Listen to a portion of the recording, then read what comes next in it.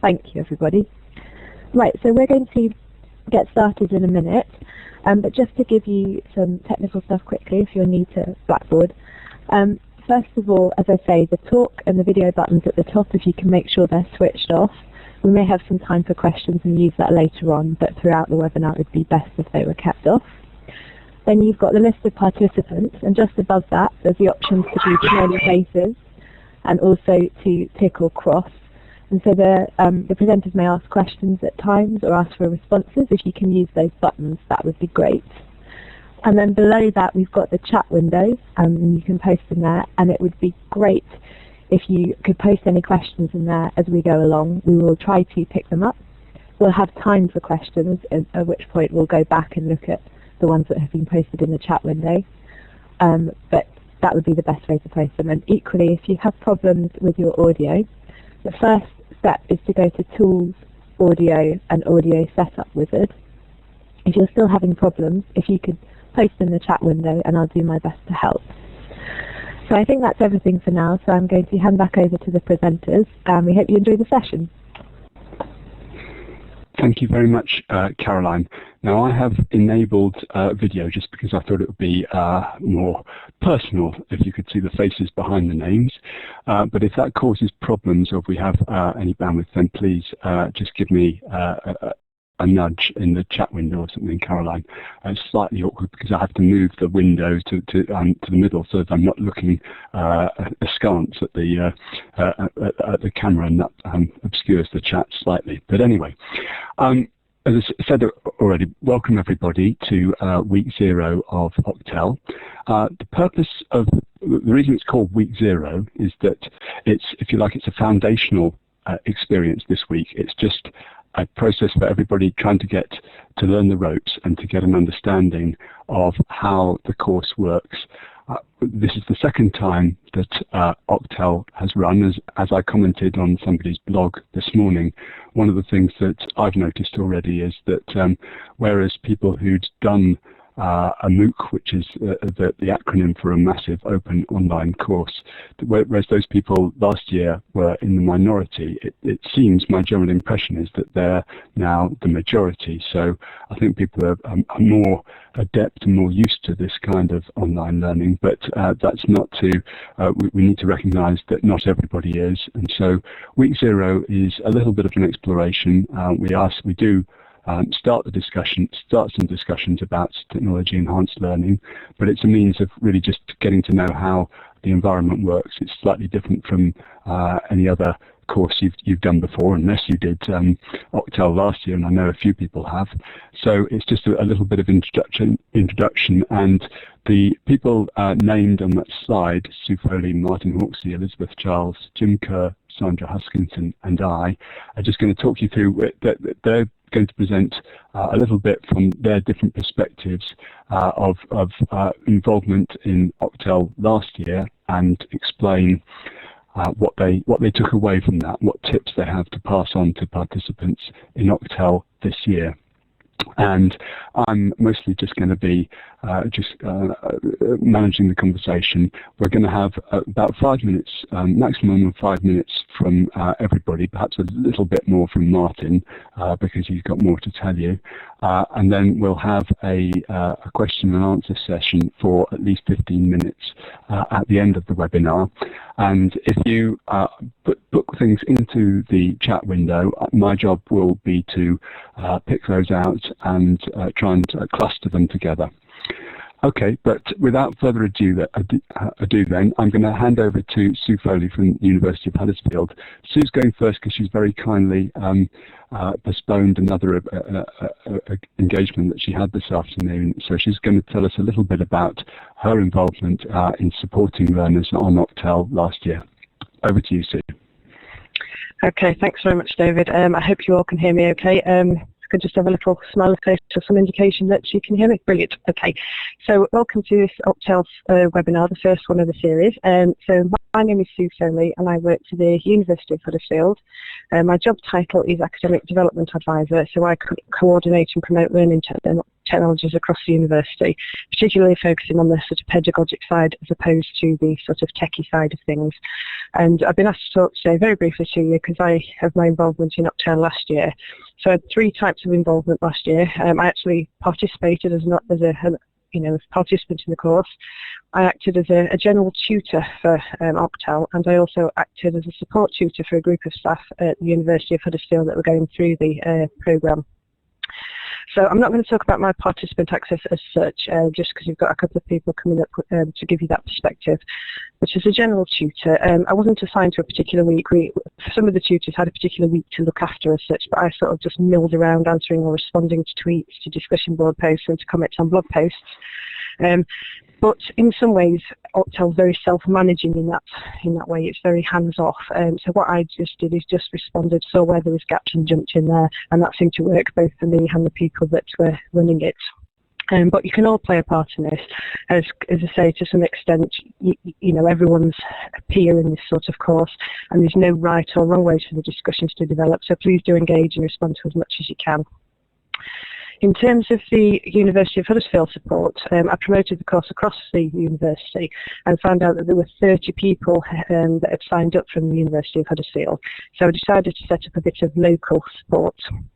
So what I did, I provided some space on the university's VLE, which is Blackboard, to promote the course and also just to have discussions, to post up information, reminders, etc.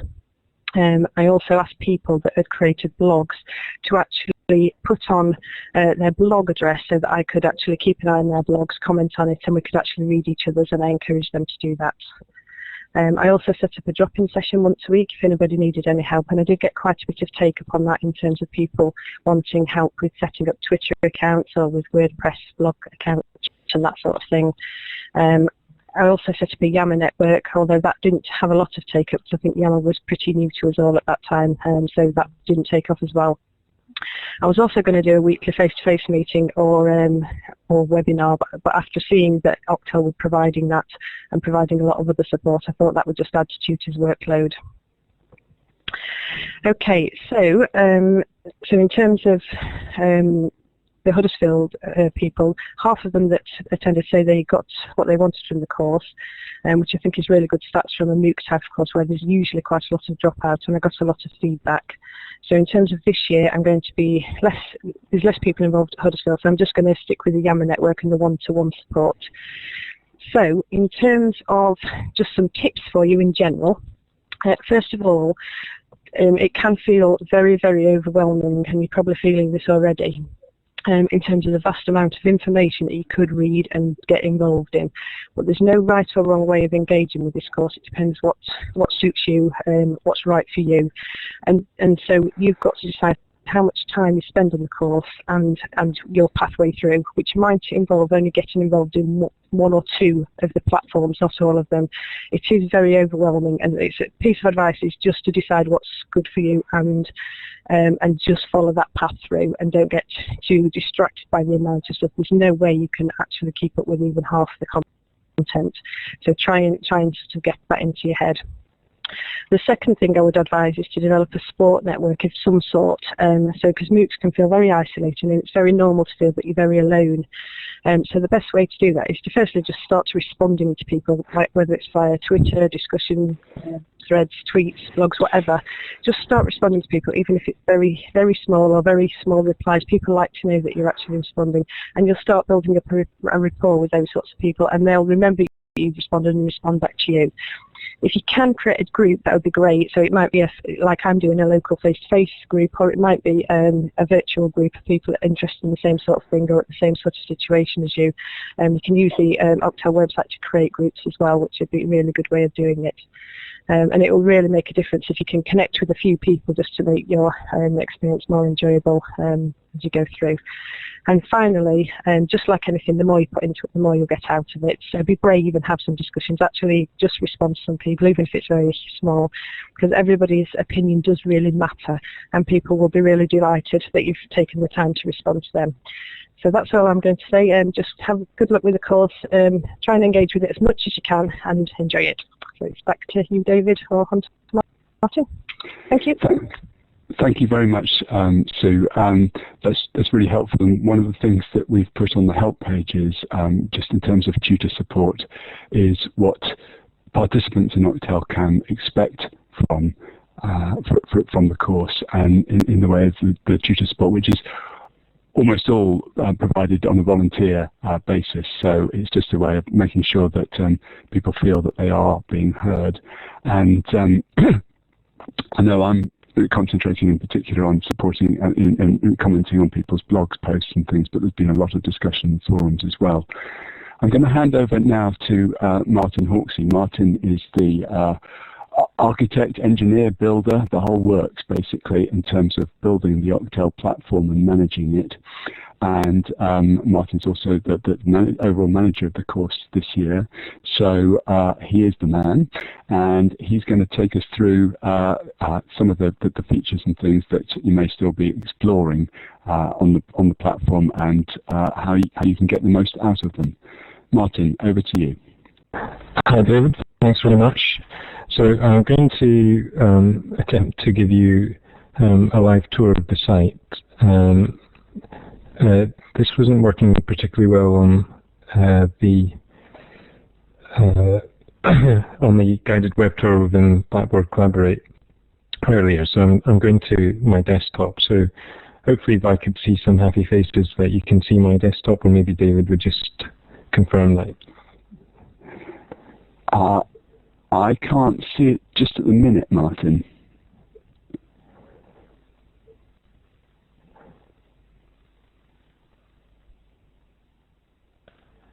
Okay.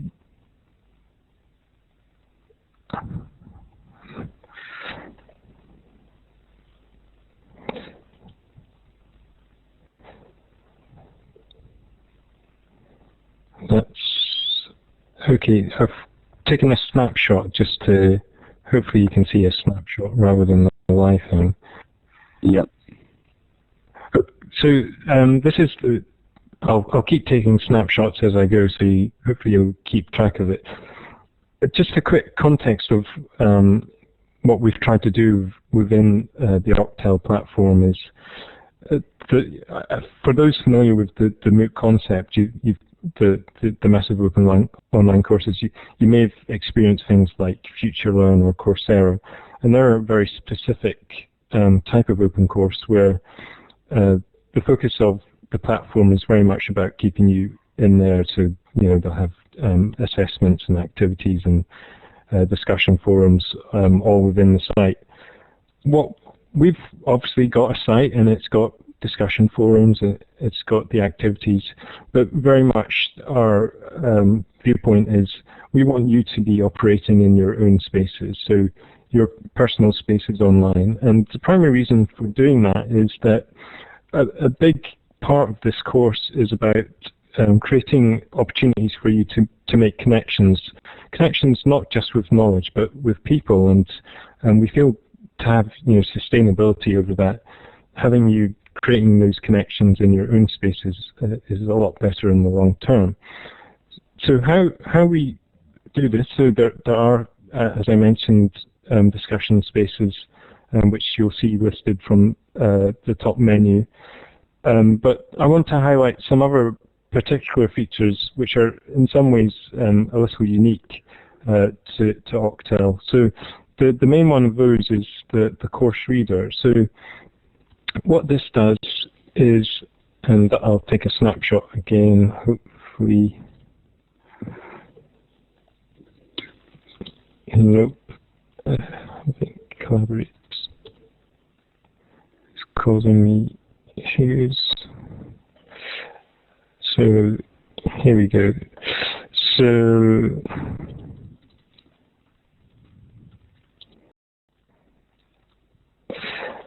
live web tours. The demo gods are not with me today. You'll see within the help section that we've created various videos that talk about different things like the course reader and registering your profile. So what the course reader is doing is if you are creating a blog somewhere, we ask you to just register where that blog is, and what we do within the site is we go off and see if there's anything that you've written about ocTEL, and we pull it back into the central site. So it's a nice way for you to get an overview of what's going on in the course.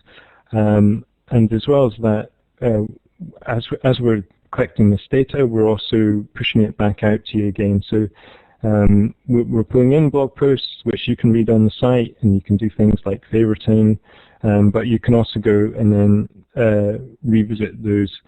And as well as that, we push those blog posts out into the daily newsletter. So this morning in the daily newsletter, you hopefully saw about 7 or 8 participants' blog posts, and we're up to 44 already. We're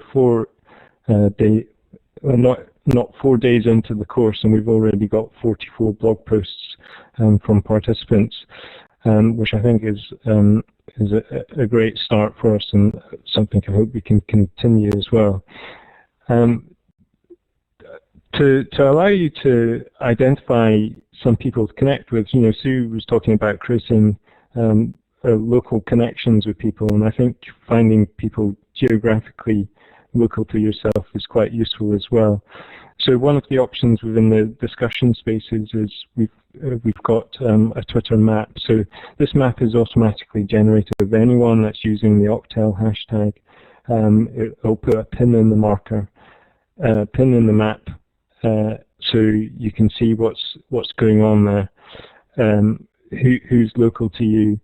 I'm just going to stop sharing my application because I think that's causing some audio problems. As well as that, we've got the forums, which are another space for you if you prefer not to have an external blog, where again you can have discussions. And this year we're also experimenting with groups. So anyone registered in the course can create their own group, and we've already got a list of groups that you can sign up to and join. So these become separate spaces where you might want to discuss particular topics. Again, it's interesting that some of people have started using these groups as opportunities to collect geographically. So I think there are a couple of regions now that have created their groups for discussions. One of the final pieces I want to just highlight is the fact that so far I've focused on recording blog posts. It's not just blog posts. We're trying to record as much activity that's going on across the web related to ocTEL as possible. So if you're using Twitter or Google+, we're collecting tweets and Google+ postings. So again, those can be browsed within the course reader. Bookmarking, we collect, if you're going around collecting resources into bookmarking sites like Delicious or Daijou or Scoopit, again, we're trying to collect those back to the site. And hopefully you'll see a very rich activity stream of things going on, and the activity stream is an opportunity to identify people that you might want to connect with. I probably should, before I stop, just quickly mention badges as well. This is a new innovation for us this year, and you'll see within week 1 or week 2 there are various badges that you can collect. So these are digital badges just used within the ocTEL site. And there's a badge even for just turning up to this webinar and entering the code, and I should give you the code now. The code word is Rosebud. Rosebud. So if you enter Rosebud into the badge for the webinar in week 0, if you enter the term Rosebud, we'll be awarding you a badge for that. So apologies for the technical difficulties, and I'll hand you back to David. Okay, thanks very much, Martin, for that thing, and apologies to everybody for our glitches. These things are always a challenge when you're trying to do them live. I'd like to go over now to, we've got 3 people who participated in ocTEL last year, Elizabeth, Jim, and Sandra, and actually they're all involved, having participated as students and learners last year. They're helping us out with delivering the course this year, but they're just going to give us a few tips in terms of what worked and what didn't work, and how to get the most out of ocTEL. I'm just going to ask you folks just to try and keep it to 3 or 4 minutes if you can, so that we have plenty of time for questions. And also just a reminder to everybody to, if as questions occur to you, or if you've got questions that you're bringing to the webinar, then please do put them in the chat window, because we're going to have a panel session after these three folks have had have told you a little bit about their experience. So over to Elizabeth now, if you're ready to speak, Elizabeth. Okay, hi, can you all hear me? If you could put smiley faces, I'd be grateful. I don't want to be excellent, that's great news. Okay, my name's Elizabeth Charles, and I work at Birkbeck, University of London, where I'm the head of e-services and systems. So I deal with the licenses for digital content and involved in virtual learning environment, where here we use Moodle. Last year I undertook the first round of the ocTEL course, and it was extremely timely because at that stage I was on a group looking at technology enhanced learning for the college. It was a working group.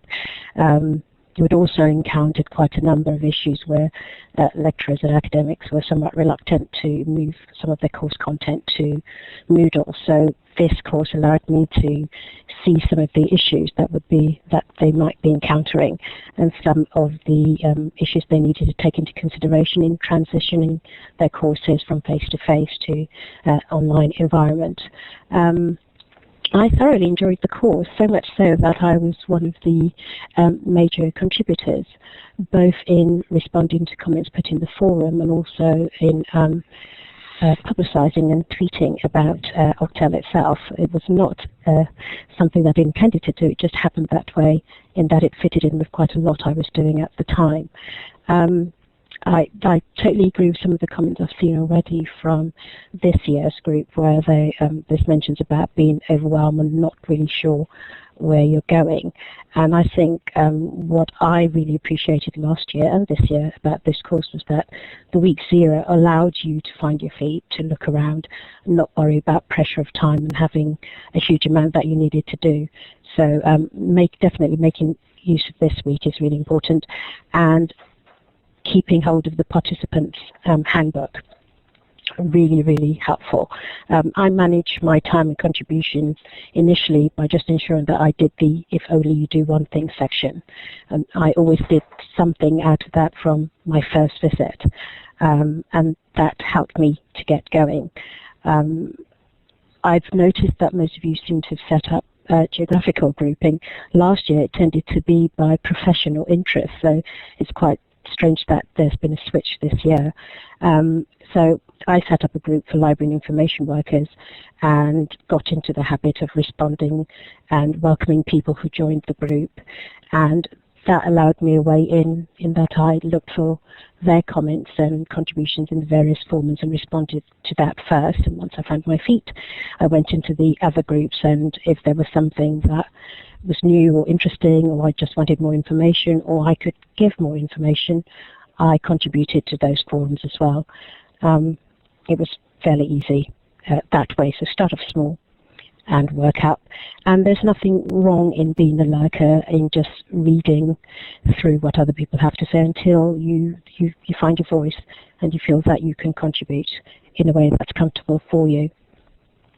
The key thing is to remember from week to week what your big question is, and that will change as you go through the course, and as you learn more and discover more and learn from other people's experience. But if you hold your big question and your little question in mind from week to week, it will help you to focus in case you start to feel like you've been overwhelmed with things that is not really relevant to you. It was really enjoyable. I visited often and frequently, but in small bits. So my first visit would be the "if you only do one thing," and thereafter, once I've done that, I think 2 or 3 times a week I'd go in and have a look at what other people had to say, reflect on what they had to say, respond to that as well. And that, the one other tip I'd give you, if you are reading resources about a new concept, give yourself time to reflect upon it and digest it. This course is extremely rich resources-wise, so I certainly made great use of it in that I included quite a number of the resources in my Scoopit account, which I set up as a direct result of this course as well. But give yourself reading time and processing time and time to think. But just visit when it's comfortable for you. And that's really all I have to say about that. So Thank you David. very much. Thank you very much, Elizabeth. A couple of things to just chip in there. Firstly, the people that you're going to be hearing from are people who, as Elizabeth mentioned, were particularly active on the course last year. Obviously, those people who were less involved, less involved in terms of volume, are not taking part. That's not to say that that they got in some ways necessarily a lesser experience from the course. That is, volume isn't everything. It does mean that the circumstance means that those people that were very heavily involved are the people that we've then sort of involved in delivering the course. But it's fine to just do. A lot of you will have a lot less involvement in this course in terms of time than Elizabeth or Jim or perhaps Sandra. But that's not to mean that your experience is lesser than that. And we were going to keep on reminding you at this point. It's in the handbook, and we've created the handbook this year as a way of making sure that that's kept in the front of people's minds. We had a number of comments last time about people feeling that they were behind on ocTEL, and we posted on the blog to say, there is no such thing as being behind on ocTEL, because you take it at your pace and you define your own path, and that's perfectly okay. So, having slightly abused my position as sort of chair there and chipped in with my own contribution, I'm going to hand over to Jim from on the other side of the Atlantic to tell us a little bit about his experience of ocTEL. Jim. Thank you, David. I hope everyone can hear me all right. Some smileys if you can. Fantastic, thank you. As David mentioned, I was a participant in last year's ocTEL course. The initial run of the course I thought was extremely successful, and at least in my own experience, a great time was had by all. The theme keeps coming up. There are two themes that I keep hearing this morning. Well, this morning for me, this afternoon for most of you, is that there are so many ways to feel overwhelmed. There are so many pathways. There are so many groups and communities and sources of information and participation. For myself, last year, I spent a lot of time in the forums at the ocTEL site and working in my own blog and reading other people's blogs. The fact of the matter is that with this course and with a MOOC in general, it's a very personal experience. That you customize your learning and experiment with learning and exploring places that and resources and tools that maybe you haven't had an opportunity to before, in a safe environment where you're surrounded by other learners who are also doing the same thing. People who are eager to explore and learn, and people who are eager to share their own experiences. And that really is what it's all about, is about exploring and sharing. There are, again, so many different paths, so many different communities where you can find these learners and the learning that's happening. There's a Google Plus community, Twitter, Digo, the ocTEL site itself. And for those of you that are writing your own blogs, there's that opportunity to share your experiences and then to read other participants' blogs. It's rather dichotomous. You want to work in your own comfort zone, work where you feel comfortable and in a space that you know and understand, but also to kind of push your own comfort zone and to explore new areas that you maybe haven't had an opportunity to in the past. Another feature of the MOOC style learning that ocTEL is providing is that if you have a question about something, or there's a resource or a tool that you want to experience or want to learn, there's a pretty good chance that there's somebody, another participant, that may have already done it or has a similar question who wants to explore it with you, or somebody who's already done it and wants to share what they've learned with you. Again, it's the theme of sharing and exploration in ocTEL and MOOC-style learning. Some recommendations for not feeling overwhelmed and for getting through it. Definitely, make a path, make a participation plan. Kind of decide, okay, this is my big question. This is what I want to experience and what I want to focus on. And make a plan. It doesn't have to be set in concrete. It certainly shouldn't be one that tries to do everything.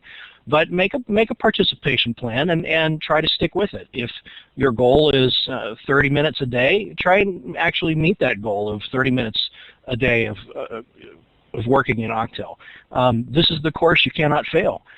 This is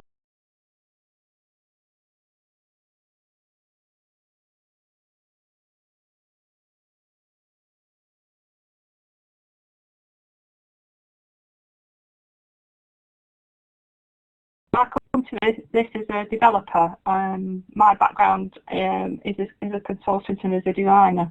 So I've been designing e-learning materials for quite a number of years.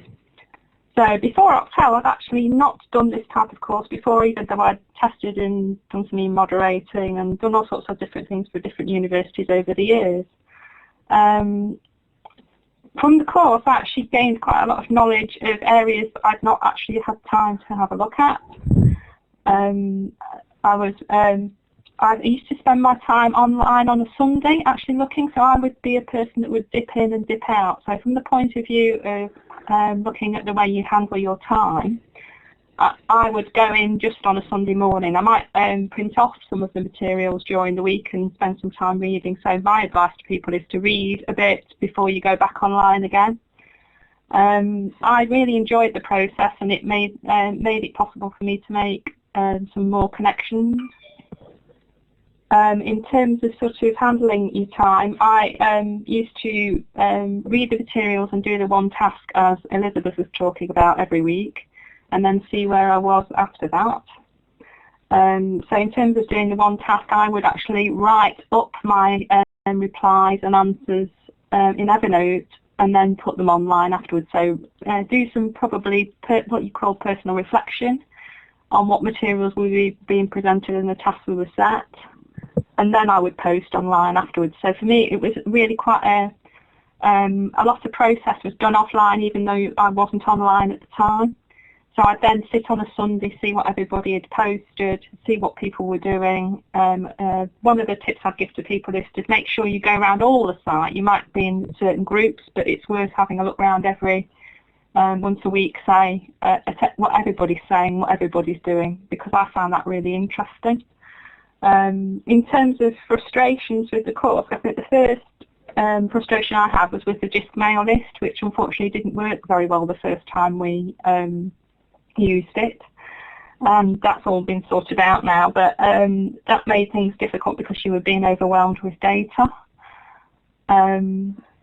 I found the whole thing really, really useful, and I've enjoyed talking to the people I met up with online after the event as well, so you ended up with quite a network. The other thing I did was I used the forums on site. I don't have my own blog at this point. So the whole thing was contained for me within the actual ocTEL area itself. And at the end of the course, I also downloaded everything that I'd done. So I've got a record of what I'd written and then did some reflection right at the end. I hope that's enough, David. I'll perhaps hand back to you now. That's lovely, Sandra. Thank you very much. And thank you for a range of different perspectives then, in terms of people who had different experiences of participation. What I'm going to do now is I'm going to ask a couple of questions, and I'm going to ask anybody. I think Sue has probably had to leave us now, but I'm going to ask if Martin, Elizabeth, Jim or Sandra would just answer when they're ready, if you like. And I picked up a couple of questions in the chat room. Some cases, particularly when people are putting smiley faces, the thing just scrolls past too fast for me to keep up. So keep them coming. What I'd like to ask is if my colleagues from Alt and elsewhere, the other moderators, if they catch anything, if they could just copy it into the moderators chat room, then we'll use that as a kind of scratch pad for me to pick up on a couple of things. But let me ask, first of all, the question from Colin that I noticed. Which social media did last year's participants find most useful? And he adds, my real preferences are Google Plus and Twitter. So anybody got any reflections on what they found most useful last year and why, perhaps? To me, Twitter was the most useful. It was the first time I'd really got to use Twitter in a proper way, really. So for me, I found that really interesting, and to see what people could do in that many words, which was really quite fascinating. Okay, thank you, I'd like to echo Sandra's comment about Twitter. The ocTEL course really gave me the confidence and the push to actually use it. And since I started, I've not stopped.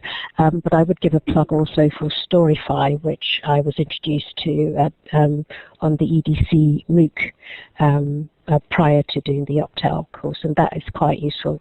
I found that quite useful because I didn't want to set up a WordPress blog. Yes, so from what I remember, Elizabeth, you were very productive in that, in terms of using it as a way of curating the content and then pushing it out again and sharing it with other participants. Is that right?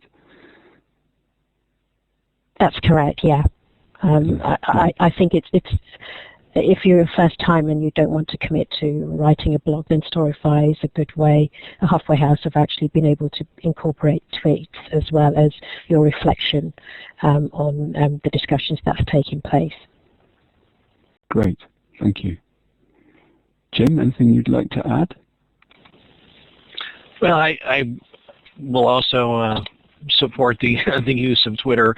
The thing I really appreciated about using Twitter was just the sense of immediacy, and maybe that was just my instant gratification being satisfied, but to be able to rapidly communicate some ideas and get feedback from other participants who were also using Twitter, it really it was great for brainstorming and again just kind of the rapid fire exchange of ideas. But I also used my own blog for things that I didn't want to necessarily have. I needed to preserve more long term than the rather ephemeral nature of Twitter. Mm-hmm. Thanks, Jim. One of the things I'd add is that social media is always sort of shifting, so it's a bit like your favorite bar. Things change, and basically social media is where people are, where most other people who are like you go, and therefore if more people go to this particular bar and then they change their preferences and move to a different one, then it's usually that kind of thing rather than there being one final right answer in this kind of area. And just picking up Jim's point about blogs, I think that's one that we'll come back to. Just to say that one of the reasons that we encourage people to use their own blogs is that a blog is something that you kind of always carry with you, whereas things that you might write on a course forum like ours, a year or two down the line, you'll forget quite where it was, and tracking. While we may try and keep it online, your chances of remembering exactly where to find it and things are modest. Whereas, whilst people go sometimes leave their blogs, and I'm guilty of this as well, leaving say a little bit more about the way that we're using badges this year, if that's all right. Sure, yeah. So as David mentioned, the badging is new this year. So within each week, there are 5 different badges that you can collect. So some of them are very basic. So we've got a check-in badge, and I know there's a lot of debate about giving people credit for just turning up. But one of the reasons that we thought we'd include something like that is very low stakes.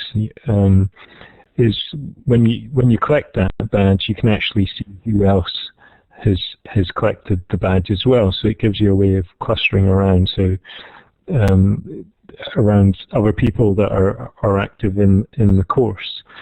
And we have other badges for attending the webinar, and also we've got the TEL 1 badge. So each week we'll give you a suggestion of one thing to do, and if you do that, you'll get the badge. And as well as that, we have the TEL Explorer, which are for the more advanced. And as well as this, we have each week when you collect three or more badges, you get the topic badge. So you basically you've leveled up. If you're familiar with kind of gamification terms. And we, as David said, this is very much an experiment for us. We're seeing where these badges go. You're more than welcome if you get a badge you're proud of to display it in your own spaces. It's admittedly not easy to do. It's a bit of a juggling act to copy and paste. But something we're working towards during the course is actually, as David Eddie's asking, make them Mozilla backpack badges. So currently the badges they're digital badges, and there are various forms of digital badges, and they just sit within the ocTEL site. And what we can actually do is already those badges are in a format that potentially makes them compatible with other badging systems. And one of the most popular ones right now is Open Badges, which the Mozilla Foundation were initially leading on. And so what we need, the little hurdle that we need to get over is currently the plugin that we use for the badging links in with a separate service called Credly, and we didn't feel it appropriate to issue an open Mozilla Open badge. We basically had to send you via Credly to collect it, and we didn't think that was particularly nice or fair. So what we're doing is we're actually looking at creating a direct route. So hopefully by the end of the course, we'll be issuing not only digital badges, but we'll be issuing Mozilla Open badges, which you then can use and display in different contexts on different sites that are compatible with Open badges. So your feedback on badging is very welcome. We'd really value your opinion on, and it's already quite interesting to see some of the debates going on the ocTEL hashtag and elsewhere about the value of badging. And so we're quite keen to keep that debate going. Thank you very much. I'm seeing contributions in this chat room about exchanging different tools, the slides have crashed again, and such like, and some various comments on badges. I'd just like to pick up one comment. I think it was from Damon, who I think is playing a little bit of devil's advocate here. He says you can't fail the course, in inverted commas. I'm wondering if even after a non-linear course's time frame is over, there shouldn't be at least a bare minimum pass stroke tried hard but didn't meet expectations kind of benchmark, I think. And my answer to that, I guess, would be there probably is, but it's something that you should set yourself. I'm sorry, Mina, that you're having problems with the sound still. What I'm wondering about, we've been talking through badges and tools, and what I'd like to do maybe in our last 5 minutes or so is some of this, the conversation that's been going around, I'm imagining for somebody for whom this is their first experience of an online course, it might all seem kind of terribly kind of geeky, and certainly the overwhelming issue that people have reported in the past is this sense of being overwhelmed by the range of different options. And one of the sort of ways of thinking about that I'll say about straight away is to think of this kind of like a festival, whereas at a festival there's always more than you can possibly manage to keep up with. But just don't let that bother you. Just enjoy the stuff that it's in. Find some stuff that you enjoy and concentrate on enjoying it, engaging with it. And if you hear about other stuff that went off somewhere else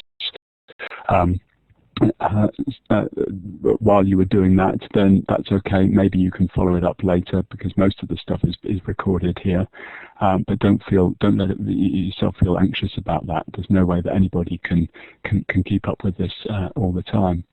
What I'd like to ask is if anybody would like to, and I think I'm going to experiment here and suggest that just to keep things simple, we actually hand over the kind of talk button, so that you should see underneath where you see my talking head a little button called talk. And if anybody would like to kind of raise their hand and then maybe click the talk button just to ask a question, then we can do this directly to anybody who's in our panel of presenters this morning. Anybody like to jump in and press talk and see what happens?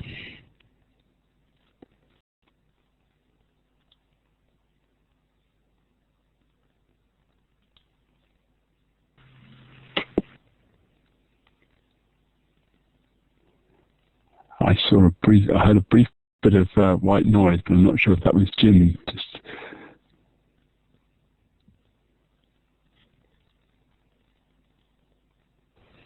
There always tends to be a resounding silence when it's suggested that does anybody want to have to say anything. So I think it's going to be the chat box until people are a bit more comfortable, confident about speaking out. Right.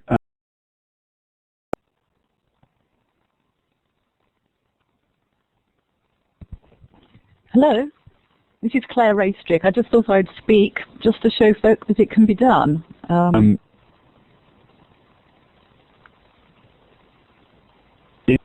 reading that correctly. My long sight is. Hello. Hello, David. Yep, I can do it too. Hello. Do you have any questions for anybody? Hello.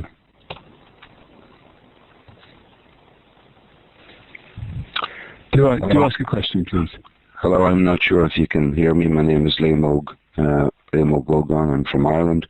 I'm just wondering, how do I find out where geographical people are? How do I know if people are geographically in my area or whatever? There was a Twitter map that I noticed in passing that somebody had compiled. Can anybody? I didn't actually see it myself. As I say, just sort of one of those things that passed me in the activity stream. Is there anybody? Perhaps if somebody could find it, they could put a link into that stream. Yep. If it doesn't, okay. Liam. Okay, that's good. Thanks. Yeah. Okay. Hello, Liam. Tom, speak. Right, I'm down in Kerry, Liam. Whereabouts are you? I'm up in Dundalk, Tom, but I am often in Kerry. Well, I'm a Dublin man. I'm often up visiting, so we might be able to link up. I'm up in Dublin tomorrow. Yeah, good. Yeah, that's delighted. I'm just wondering, should I have put something in my identity stream to say where I'm from? I see Tony Burke, University of Westminster. Should I have done that? And how do I go back and do that in my profiles or whatever? If you go to the help page, there is a screencast that Martin has put together that details how to edit your profile. So that would be the starting off point. Go to the help page, see how to edit your profile, and then you can add whatever you would like to help people find you and connect with you. So would that profile modifications show up in this participant list? That's the question I'm asking. Not in Blackboard Collaborate. No, it would show up. It would be linked to from wherever you participated in the forums or on the site. But we don't suck data between the site and Blackboard Collaborate, I'm afraid. So how did Tony Burke brackets University of Westminster. How did he get that name there? And how do I do something similar? When you log in, Oh, sorry. you're asked to, so you put where you put Liam Og, then if you put in brackets your location after that, then. And does that apply for every webinar? So next week I'll have to do the same thing. So maybe everybody would do that. Indeed. All right. Yeah. So anybody who wants to identify their location would put that at the input of at the start or at the initial login of the webinar. Is that right? Indeed. Okay. Super. Thank you very much. Okay. Thanks, Liam. Liam, I'm in IT Today if you want to look me up. Great. Thanks, Tom. Cheers. Okay. I've been attending to the conversation, so I've not picked up if there have been any other questions in the chat room that you'd like to ask. But if anybody else would like to ask questions in the chat room or on the directly on the audio, then please do so. Otherwise, we can maybe finish a minute or two earlier. I know that wanted to ask a question. I'm just not quite sure what the issue is with taking over the microphone. I can do it now. Can you hear me? Yes. Yeah. Lovely. Okay. I just didn't want, because you invited several people to ask questions, and I didn't want any overlaps. My question is, there are different ideas about the composition of groups. Geographically, we have switched them up. Subject-wise is a bit less certain, because people can put their subject area in profiles, I suppose, but that would involve going through 127 or whatever number of people there are profiles to identify somebody you may be interested to be in the same group together. Are there any ways you could recommend of doing it to make it more effective? We provide, I'll have a go at this, and then Martin or others can chip in if they wish to. We provide a set of tools. I think that the science or the engineering of finding the most effective way of connecting like-minded people has yet to be invented, to the best of my knowledge. I know there are various ways in terms of network maps and things like that that I'm sure some people here know a lot more about than I do, that can help towards that. But what we try to do is just provide the tools, and then we leave it kind of to an organic process for people to scan what the discussions that are going on, to spot people that appear to have things in common with them, and then to explore. So it's again taking the festival idea or a party idea. There's a little bit of plenary discussion that goes on where you get a little bit of a sense of what people's interests are, and people can raise their hand and say what they're interested in, and then people cluster around that. But there's no kind of definitive way in which we direct people to what would be the best people to collaborate with, or the best way to collaborate. Can I just come in here, David? And just meant something we're keen for you to do is, as David was indicating, is to create your own spaces where you want to come together. So, for example, last year we had a list of spaces created. So for example, we had a DIGO group set up, but it was great to see a group of participants just decide to create a Google Plus community where they could come together. And then I've spotted quite a few people in the chat mentioning LinkedIn groups. And we'd actually encourage you to go off and create those by yourself. And what we will do is help you publicize those spaces. So if you do create a space on LinkedIn, or if you do create a map from, there's a list of mapping services where you can basically put a pin in the map. If you do go off and create that, let us know about it, and we'll help publicize that so that more people can potentially come and cluster around those different spaces.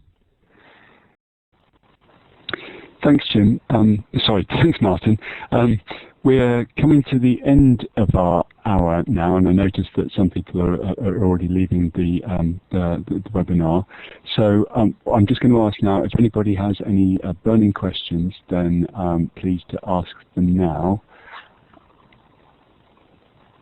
Otherwise, while you're thinking about that, next the following webinars that in weeks 1 through 6 will probably follow a slightly different format from this one. They will be more kind of presentation-led, if you like, in terms of there being 1 or 2 people that present. But we will try and always try and include some question and answer element of them. So I hope this has been useful in terms of just giving you an overview of how the different parts of ocTEL work and what freedoms and the few constraints that you might have on what you can do in terms of discussing and connecting with people in the course. Anybody for any last questions or issues?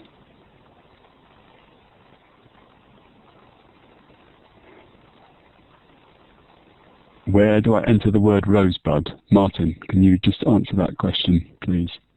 When the ocTEL site gets back up again after our denial of service attacks, you'll see you can either enter it on the week 0 course information, course material. There's the badge there, or in the badges menu you'll see week 0 badges also there. Okay, thanks, Martin.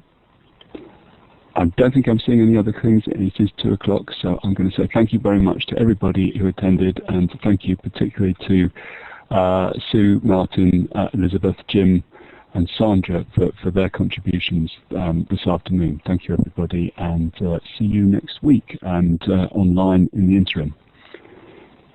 Goodbye.